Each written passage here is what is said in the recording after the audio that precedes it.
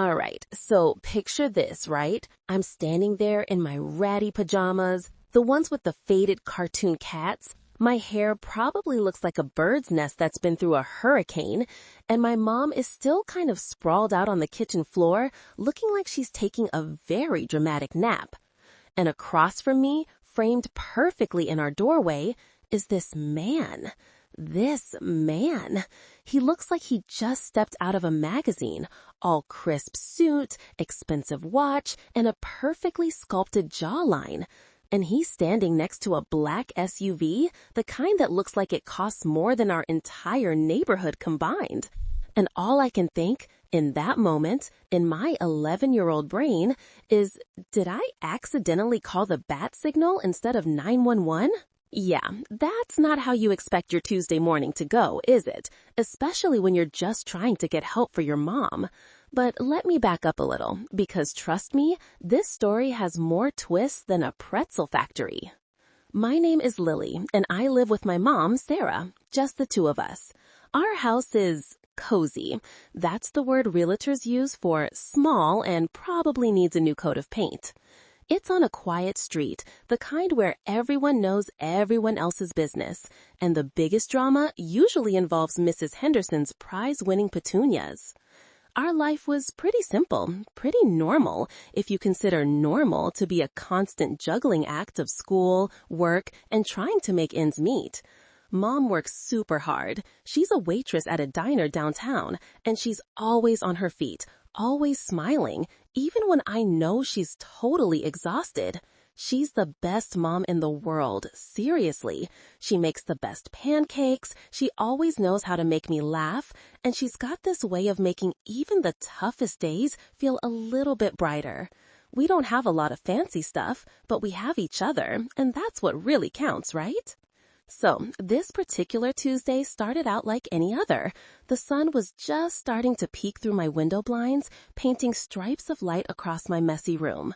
I was supposed to be getting ready for school, but let's be honest, I was probably still half asleep, dreaming about whatever silly thing 11-year-olds dream about.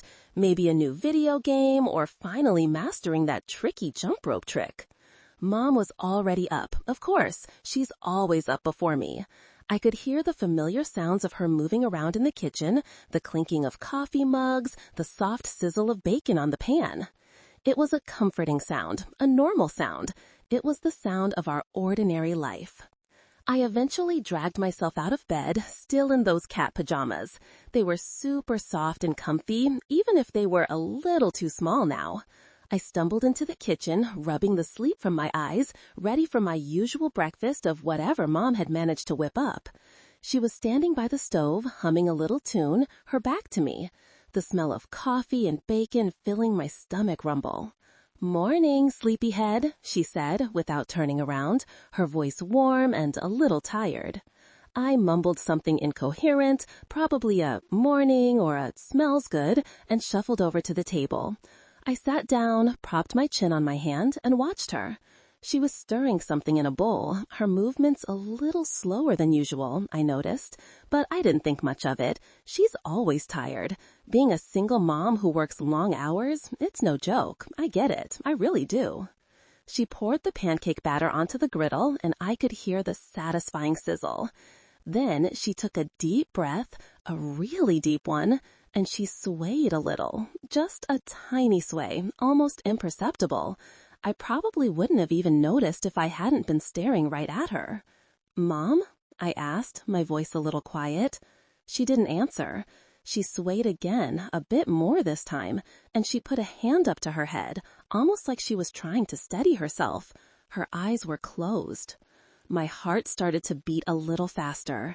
This wasn't normal. This wasn't her usual tired sway. This was different. "Mom," I asked again, a bit louder this time, pushing my chair back. And that's when it happened. She didn't just sway. She kind of folded. Her knees buckled, and she went down. Not like a dramatic fall in a movie, but more like a puppet whose strings had suddenly been cut. Just down. She hit the kitchen floor with a soft thud, a sound that felt way too loud in the sudden silence of the room. The bowl she was holding clattered to the floor next to her, but luckily it was empty. For a second, just one long, terrifying second, I froze. My brain just stopped working. It was like everything went into slow motion, but also super fast at the same time. My mom was on the floor. My mom was on the floor and she wasn't moving. "Mom?" I whispered, my voice barely there. I jumped out of my chair, scrambling across the kitchen floor on my hands and knees. "Mom, wake up!" I reached her, shaking her. Shoulder gently. Her skin felt a little cool. Her eyes were still closed. She was breathing. I could see her chest rising and falling, but it was shallow. She wasn't responding. Panic, cold and sharp, started to claw its way up my throat.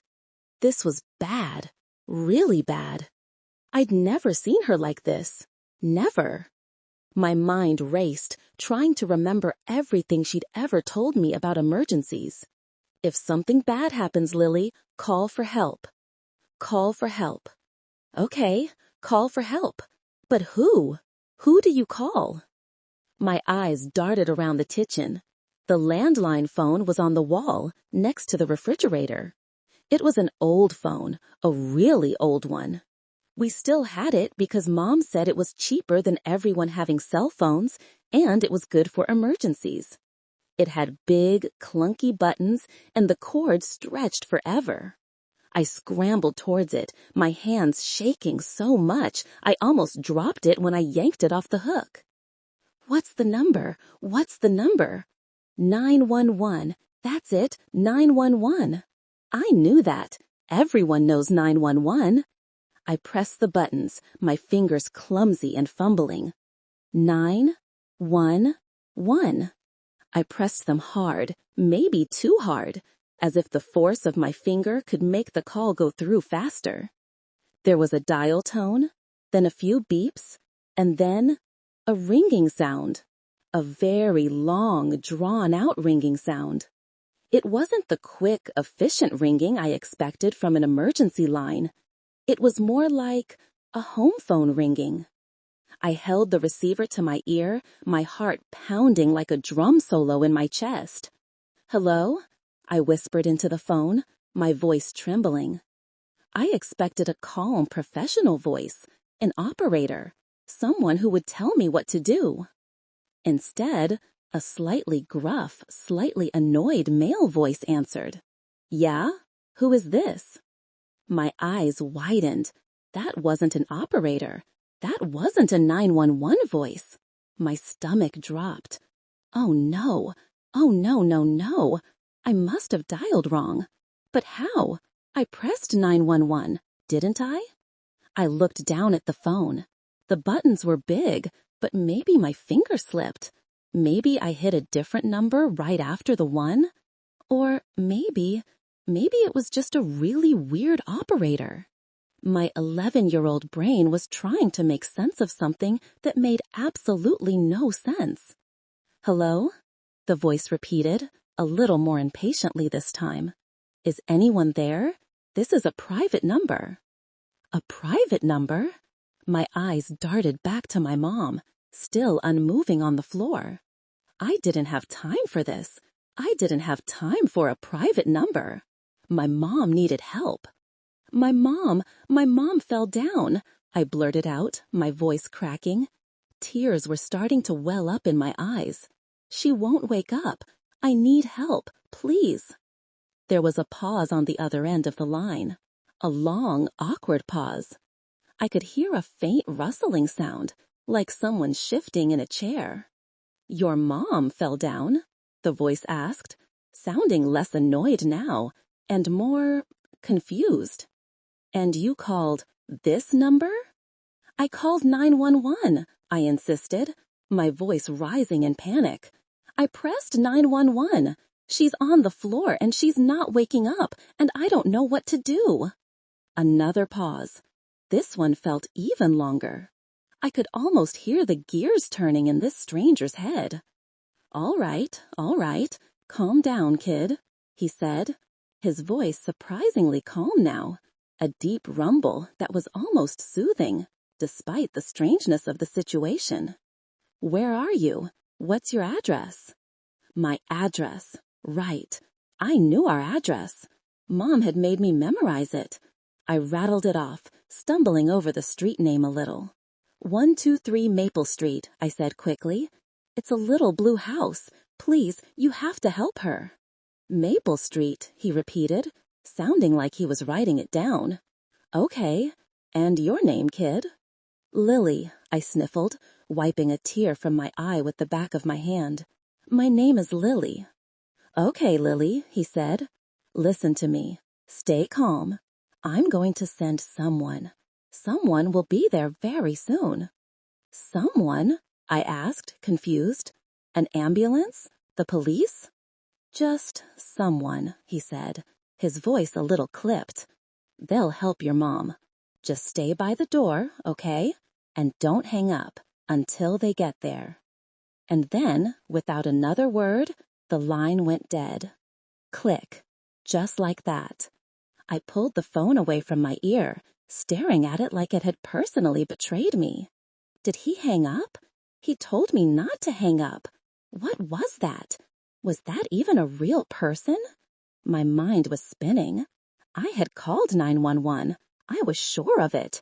But the person on the other end didn't sound like 911. He sounded like, well, like a normal person who just got a really weird phone call. I hung the phone back on the hook, my hands still shaking. I looked at my mom again. She was still there, still breathing shallowly. My panic started to bubble up again. What if he didn't send anyone?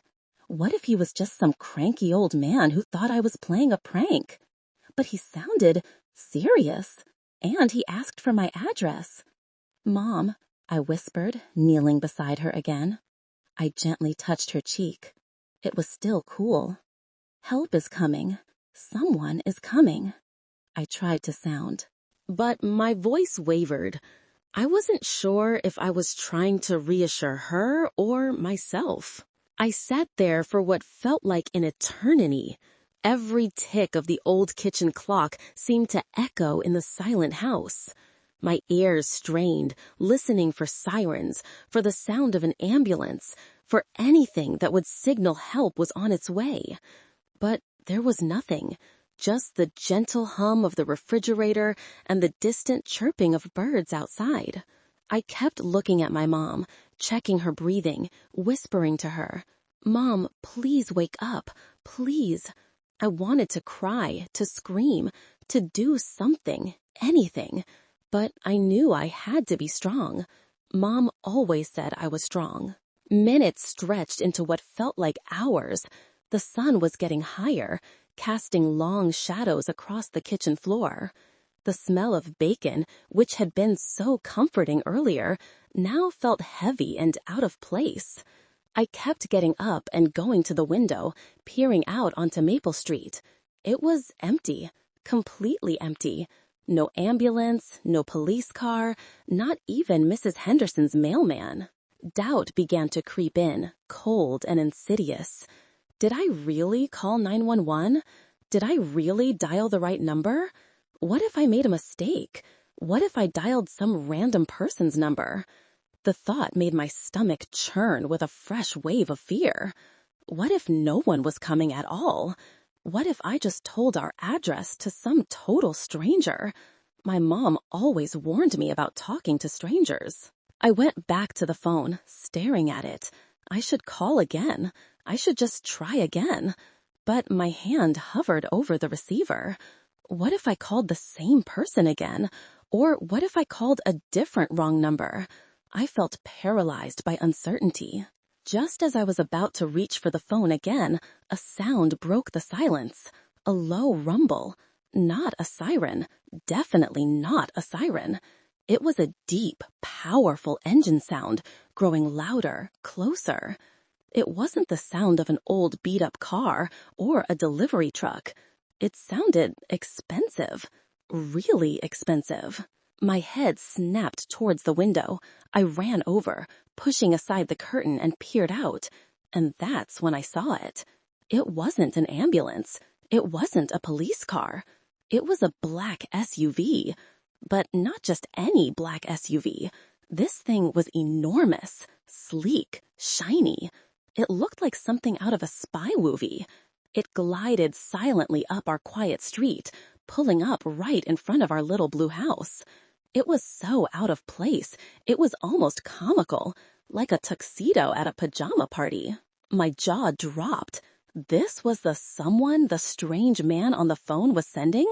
A giant, black, super fancy SUV? And where were the flashing lights? Where was the medical equipment? My brain was just short-circuiting trying to process this. The SUV's engine purred to a stop. The windows were tinted black, so I couldn't see inside. For a moment, nothing happened. The vehicle just sat there, dark and imposing, in front of our small, unassuming house. I felt a weird mix of fear and sheer, utter confusion. This was not what I expected, not at all. Then the driver's side door opened with a soft, almost luxurious hiss, and out stepped the man, the one I mentioned earlier, the one who looked like he belonged on a yacht, not on Maple Street. He was tall, impeccably dressed in a dark suit, perfectly tailored. His hair was neat, his face was smooth, and he had a serious, almost stern expression. He looked like he was about to close a multi-million-dollar deal, not respond to a frantic call from an 11-year-old about her fainted mom. He closed the car door with a gentle thud, and then he looked up at our house. His eyes, dark and sharp, scanned the small blue exterior. He seemed to take in every detail, from the slightly peeling paint on the porch to the wilting petunias in the window box. He looked out of place, like a diamond in a pile of pebbles. He started walking towards our front door, his steps slow and deliberate. He wasn't rushing, not at all. He walked with an air of complete confidence, as if he owned the street, the house, maybe even the entire world. My heart was still pounding, but now it was more from bewilderment than pure terror. Who was this guy, and why was he here? I stood frozen at the window, watching him approach. He reached our small porch, and then he stopped, looking directly at the front door. He raised a hand, and then he knocked. Not a loud, urgent knock, a polite farm knock. The kind you give when you're expecting tea, not a medical emergency. I swallowed hard. My throat felt dry.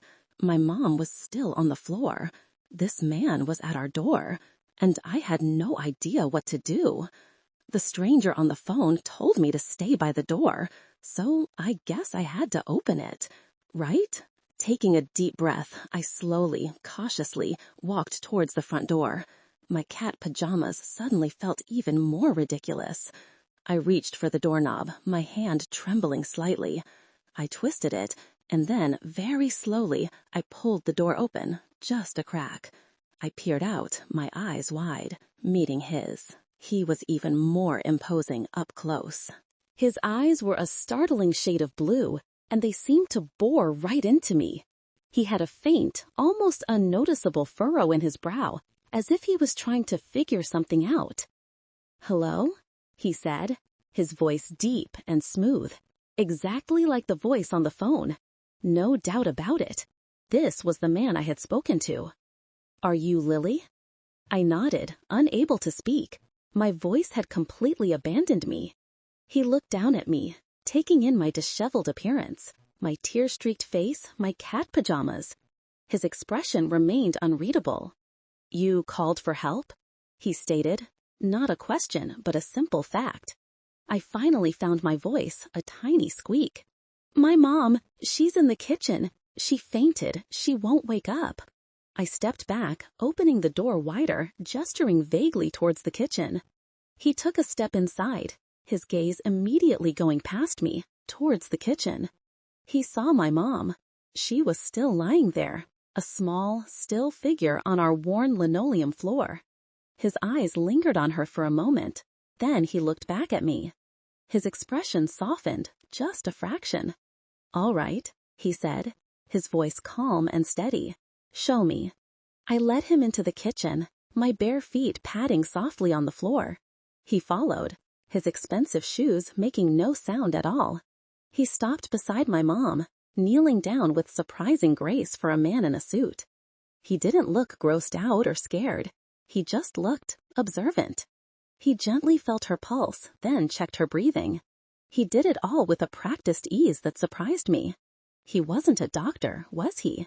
He looked like a businessman, a very rich businessman. "She's breathing," he stated, his voice quiet. "Pulse is weak but steady." He looked around the kitchen, his eyes scanning for something. I didn't know what. "Has she ever fainted before?" he asked me, still calm. I shook my head. "No, never." He nodded slowly. "Okay."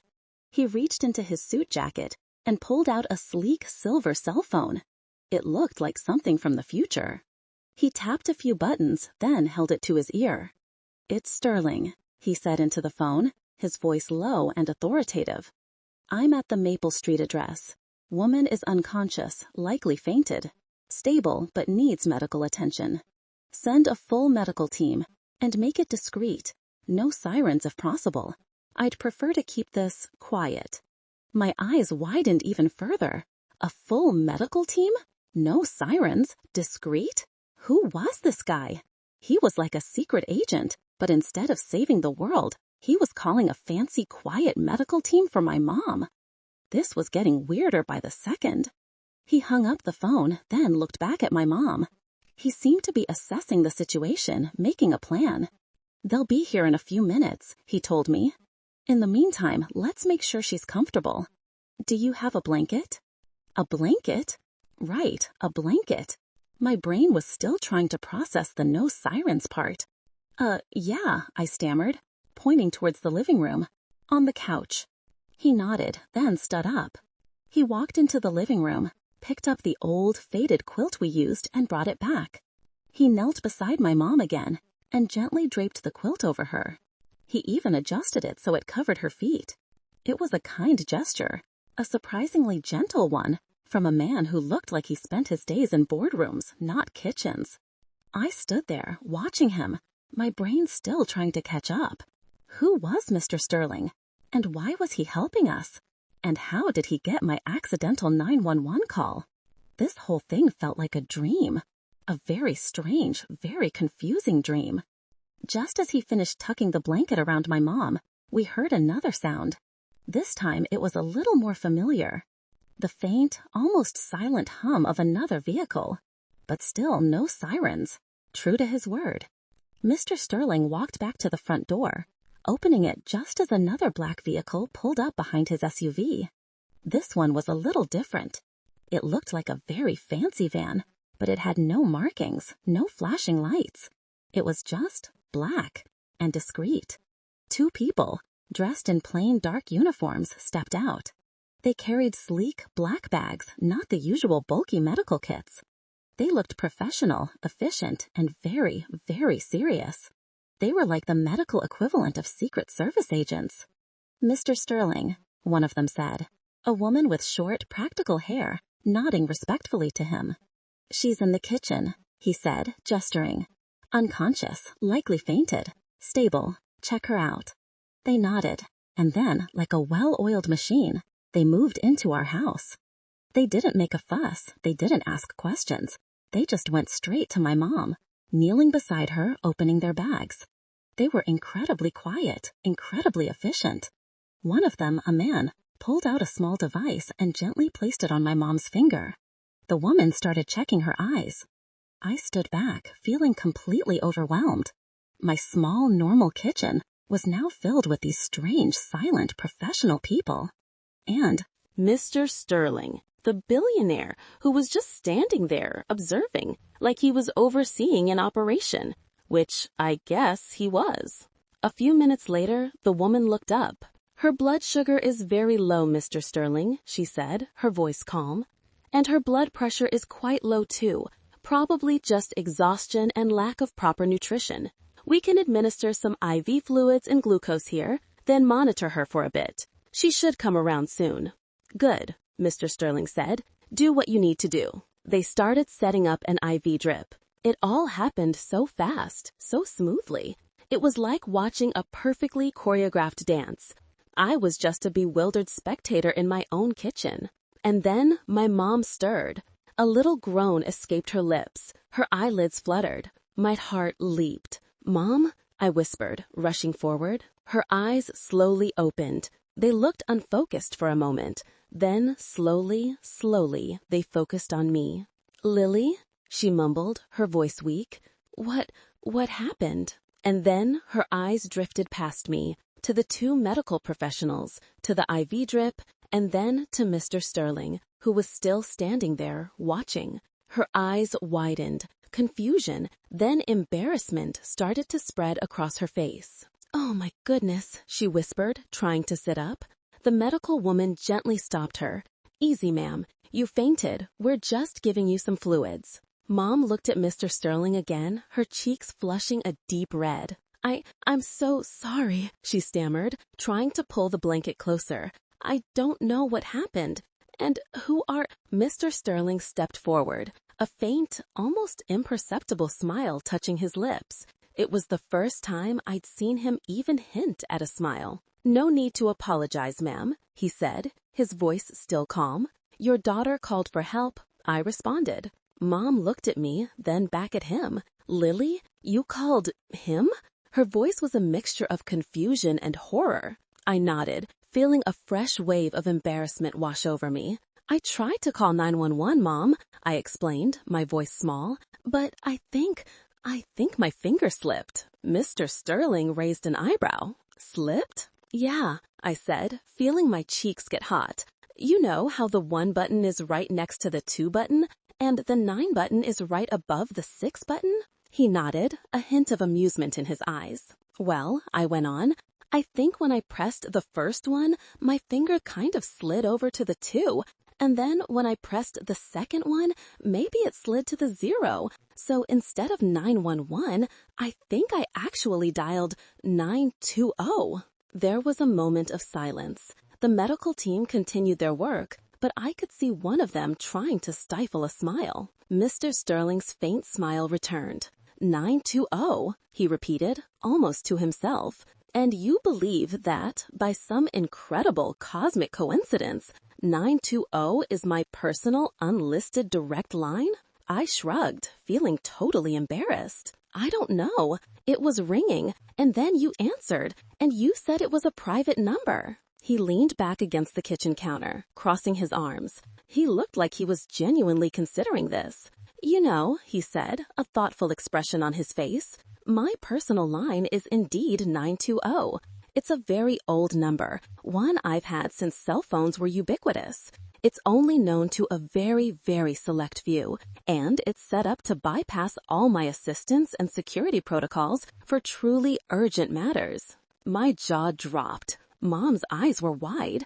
The medical team exchanged glances. "So," he continued, "you, a small child, in a moment of panic, managed to accidentally dial a number that is essentially my personal bat signal for absolute emergencies." He shook his head, a full, genuine smile finally breaking through.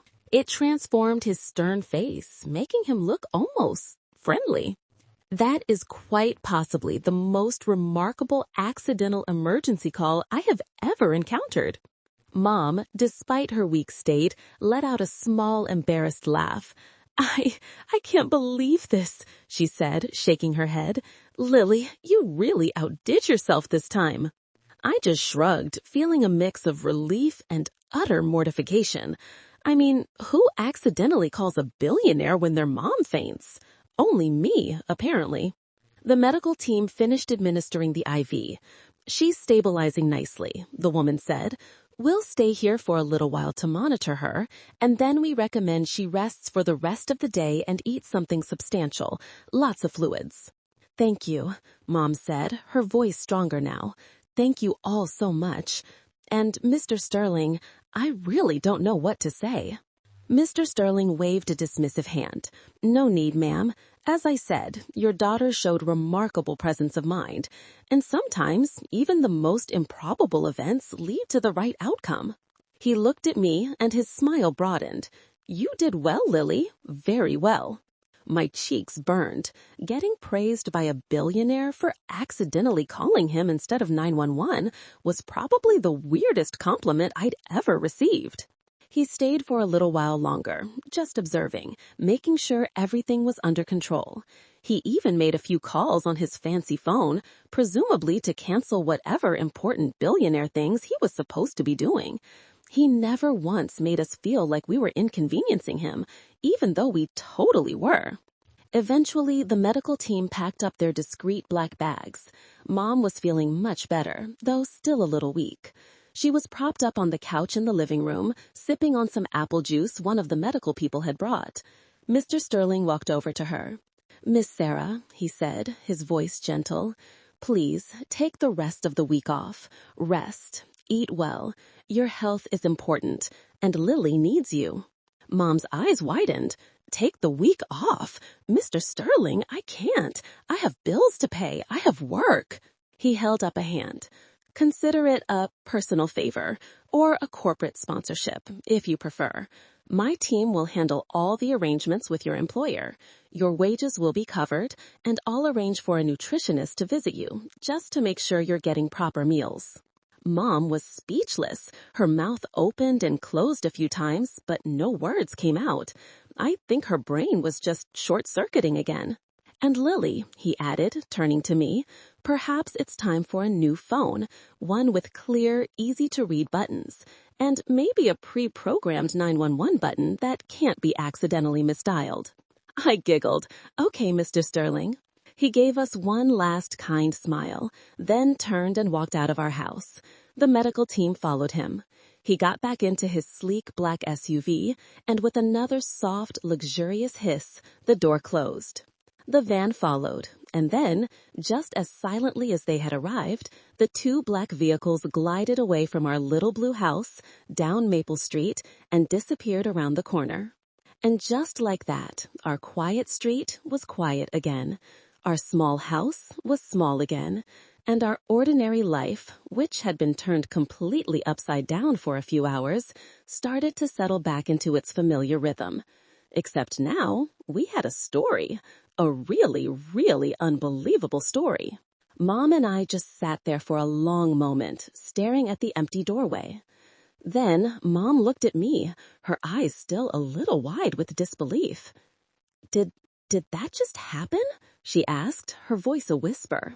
I nodded, a huge grin spreading across my face. "Yeah, Mom, it totally happened." She shook her head, a small, tired laugh escaping her lips. "I can't believe I fainted and you accidentally called a billionaire. Only you, Lily, only you." And you know what? She was right. Only me. And honestly, it was the best accidental phone call I ever made.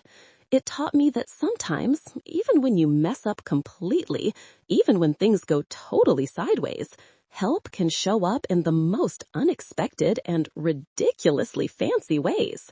And that sometimes the universe has a really, really strange sense of humor. Who knew a sticky phone button and a random number could lead to a week off from my mom and a story we tell for the rest of our lives? It was completely wild, absolutely bonkers, and I wouldn't have traded it for anything. Well, maybe for a less embarrassing pair of pajamas, but that's a story for another day.